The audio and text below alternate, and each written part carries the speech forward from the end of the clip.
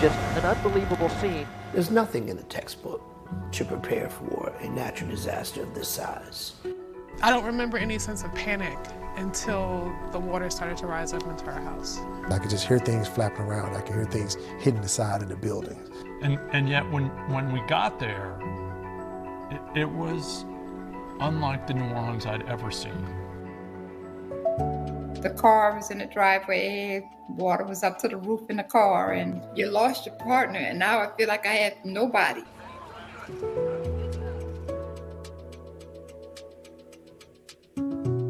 The water is at least 12 feet deep.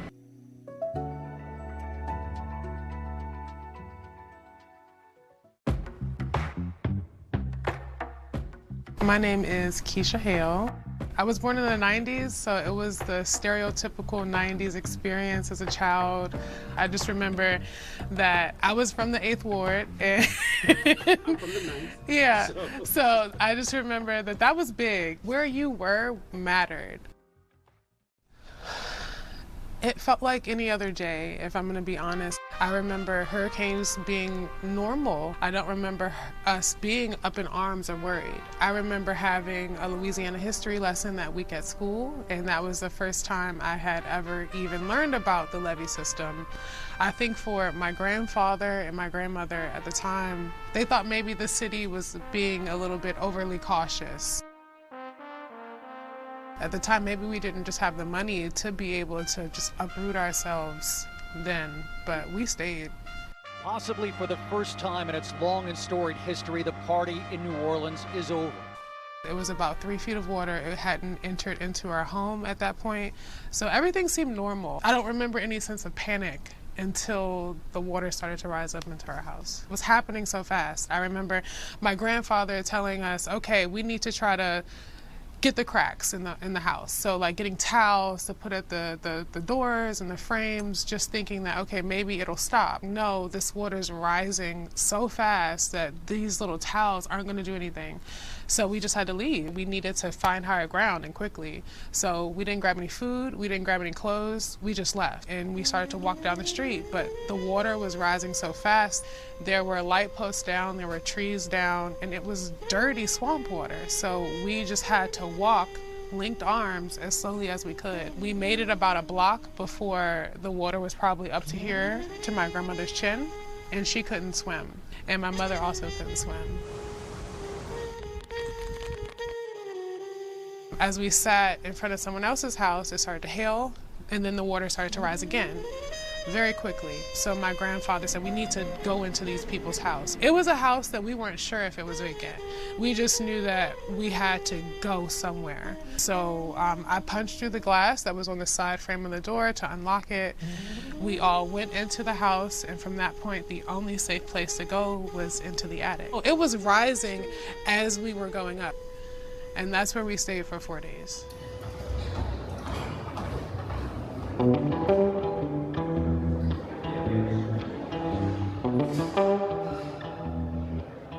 Troy Carter, member of Congress from Louisiana's 2nd Congressional District, representing New Orleans, the river parishes, all the way up to the Capital Region. Before the storm, I remember very distinctly speaking with my brother who was playing golf. And I said, man, what are you doing? I mean, there's a storm coming. So what are you talking about? It's beautiful sunshine, everything is fine. I said, no, you need to be getting ready. There's a storm. I know it's sunshiny now. And if you recall, the storm had essentially passed, and we were okay. Yeah. And we thought everything's fine. And then the levees broke. In rapid time, we were underwater. The pain associated with people being trapped on rooftops, being at the convention center, and the immediate aftermath of all of a sudden the city being like a bathtub that had just been filled with water. This city in numerous locations. When you were able to, I guess, emerge from your home at the time, what was the sight? It was the most eerie silence that I'd ever heard in my life. There were no bugs, no birds, no insects.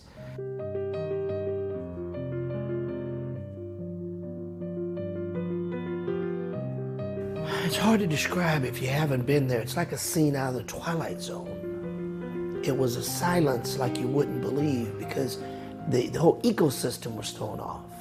In the immediate aftermath, all you could hear in the air were the distant sound of choppers, bringing rations and supplies in. People were, unfortunately, totally dazed and confused. The feel, the sound was something I have never experienced in my life before, and I hope and pray I never have to experience it again. When you found out the levees broke, how could this be? What do you mean the levees broke? I grew up in New Orleans, man. Levees are there to protect us. right? You never thought of a levee breaching. It was unheard of. So to think that the levee that I knew as the great protector between me and the Mississippi River my entire life had broken, there was a breach, you can't comprehend that. It was chaos. I mean, it was mass chaos. There's nothing in the textbook to prepare for a natural disaster of this size. Clearly things could have been done better. Resources could have moved faster. There could have been greater communication. But even with that, it was limited. Everything was out. I mean, where there was limited access to any form of communication outside of emergency communication. There's no way to communicate with individuals. Again, it was an absolute nightmare.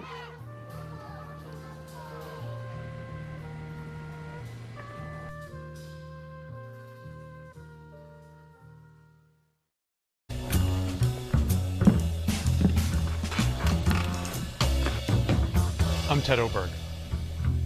I worked in Houston at the time, and Houston and New Orleans are about 5 hours apart, and we would go to New Orleans a lot for any number of things. Sometimes they were good, sometimes there were storms, but this was completely different. Was this your first storm coverage in New Orleans? Probably not. As the storm rolls into New Orleans and people are left there with no way out, eventually people had taken school buses. It was their only way of getting out of the city. And they stole them, in technical terms, and they drove, they picked people up all over the city, some of them on highways, some of them in neighborhoods, and they drove to Houston.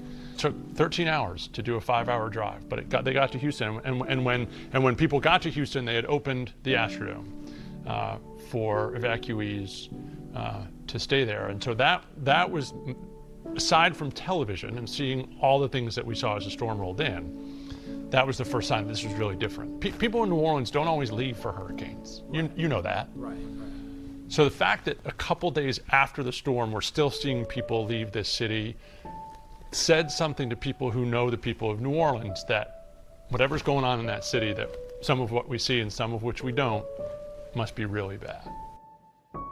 So I got there September 2nd. Early September in New Orleans is not a comfortable time, ever. It is hot and it's humid. It's not the time that, if you have a choice of when you go to New Orleans, it ain't September 2nd. Right. And yet when we got there, it was unlike the New Orleans I'd ever seen. I haven't ever found the right words to describe it. It was a city that had been abandoned by anyone that could, and the people who couldn't were completely without the basic means of survival. There were people who for days had been staying with infants and the elderly on overpasses. The convention center had become a spot of some aid, but not in any organized way. It had been ransacked, but not out of ill intent. But the water's still... In some neighborhoods, the water's still chest high or higher, let alone the lower ninth. Couldn't get there. But yeah, man, I mean, people were surviving. And it didn't take long for it to set in that it was incredible neglect. That here we are in a country that has the means to do whatever it wants, whenever it wants, couldn't figure out how to get water to people at the mouth of the Mississippi River. It's nothing like you've ever experienced, right? So as a reporter, especially someone who's covered a lot of hurricanes, you pull into town, you sort of figure out where stuff is, right? Okay, well, where's the aid distribution? All right, well, you can go there. Where's the most damage? All right, we'll go there. And typically, hurricanes don't lay waste to entire cities, right? they do damage to a particular spot, and we all go there and we find people who've had these really horrible experiences. This was completely different. All right, so we are in a lawless, flooded city of lost hope, right? So then you get closer in and you see the floods. The floods are still there, and there are still people in these homes. There's not like 100 search crews going to look for people in these flooded neighborhoods. There's no one. There was no one. If it wasn't for neighbors going to find people in those homes, Perkins, there was no one going to look for them in those immediate days. And then in the pictures you see, that these are Houston firefighters who got there probably 4, 5, 6 days after the storm, either on their own or sent by FEMA, and they start going into these neighborhoods. The Elysian Fields exit off I-10 is sort of one of the first exits after the French Quarter. Mm-hmm. Super close to where everyone's been. Mm-hmm. And the water was about halfway up the exit ramp. So we parked the trailer with their inflatable boats, and we put in right there. And they didn't know what they were going to find. They knew there were people in the homes. It's a historic neighborhood. These are low-lying homes, sort of shotgun-style homes.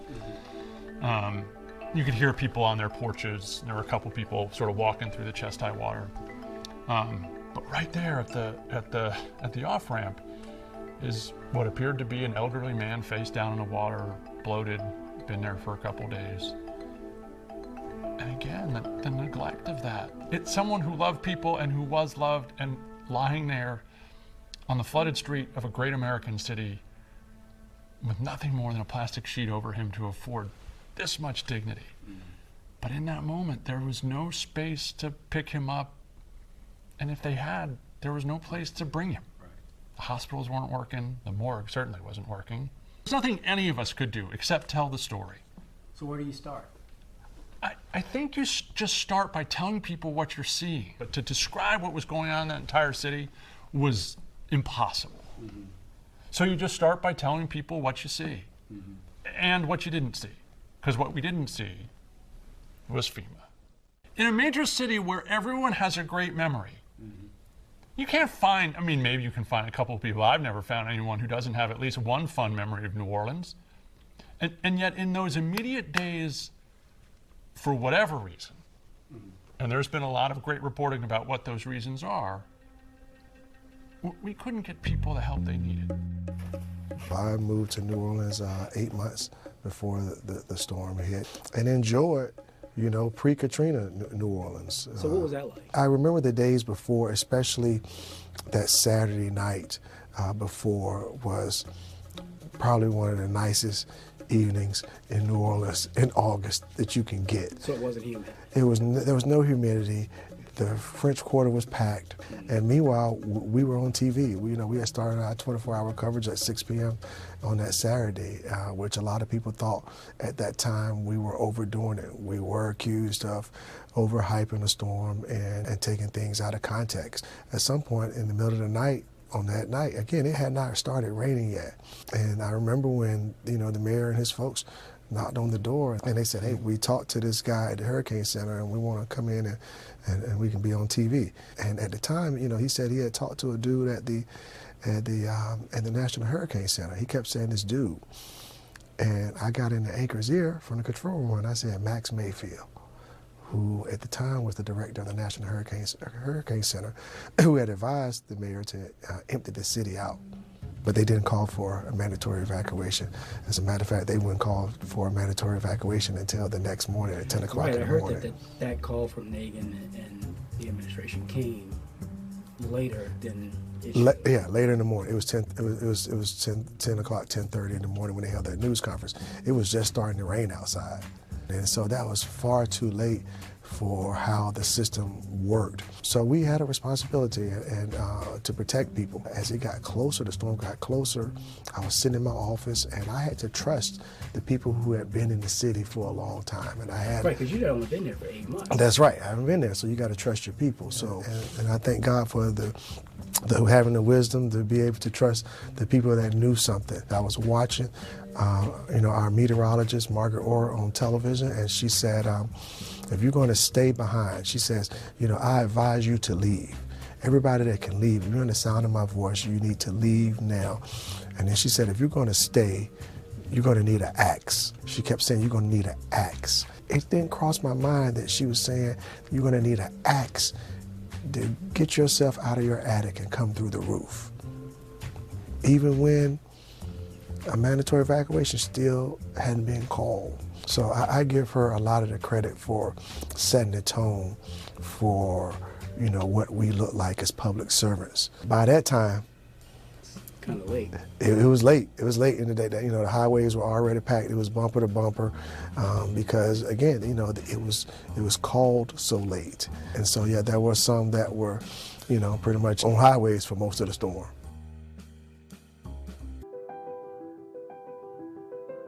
When we first heard a storm was coming, we weren't really concerned about it until we heard that it was going to be this big Category 5 or 4 or 5 storm. We had planned a trip to go to Mississippi for the weekend. The day we got there is when the storm decided that it was coming into the Mississippi Gulf Coast. It was coming closer into Mississippi than it was to New Orleans, so everybody started getting kind of worried.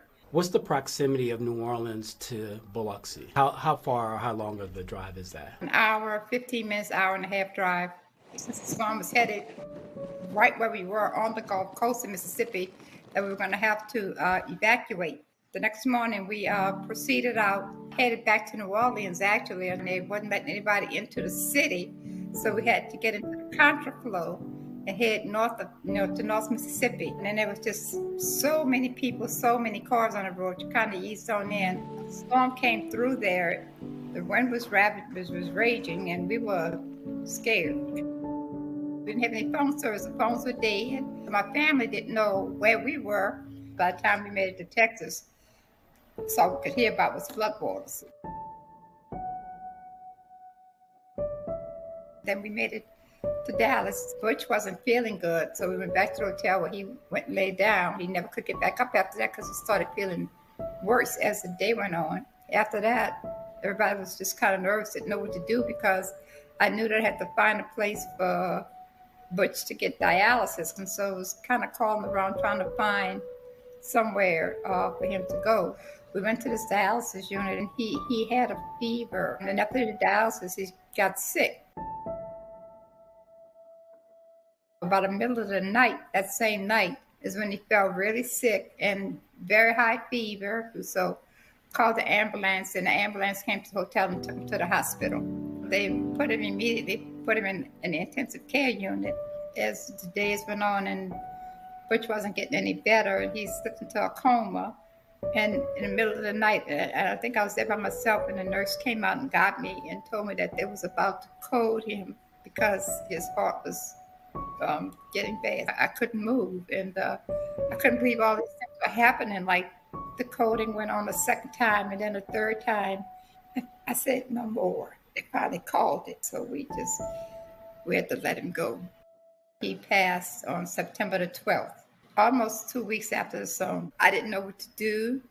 I didn't know where to turn.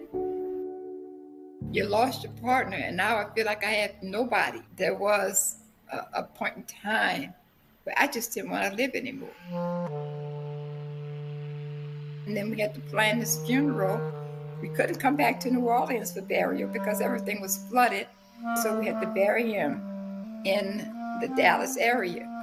Somewhere in between there, I did get in the car and drive myself back to New Orleans to come check on the house after the flooding and stuff like that, and came home to a devastating situation where the car was in the driveway, water was up to the roof in the car, and that's what was in the house, about 6 feet of water. After I lost my husband, my parents was evacuated up there to Maryland, and I lost the other right hand in my life was my father. My father died in Maryland, so I had to leave Dallas and go to Maryland. That's when I really felt a despair. Oh, I don't want to experience having my whole life washed away. After everything I've been through Hurricane Katrina. You know, like, there's nothing that I can face later on in life after losing everything, you know, that could make me feel like I can't get over it. I can't get through it. I know I can get through it because I've been through that. It has helped taper me a little bit in my assertiveness and aggressiveness as a journalist. Sometimes you just got to go through it to learn it. Faith was so tested, you know, doing some of that, and I'm not quite sure I prayed enough. It did test the leadership skills. I will tell you, the people of New Orleans, Louisiana, the surrounding areas, have a resolve and a resiliency like none other. There should have been, and I hope there still will be, a greater effort to look at the whole picture of the lower Ninth Ward, parts of New Orleans, these parts of areas that hadn't gotten the full attention as some other areas. It's better, but it's not perfect.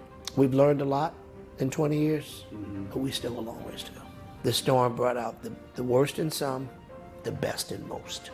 New Orleans is a great place to live, and we have a lot going for us. The people here, we're just, I don't know how to say it better, but we're just us. I actually love my city. I don't think we realize what people along the Gulf Coast deal with. And I don't think people on the Gulf Coast realize that other people don't. Because it's such a part of life.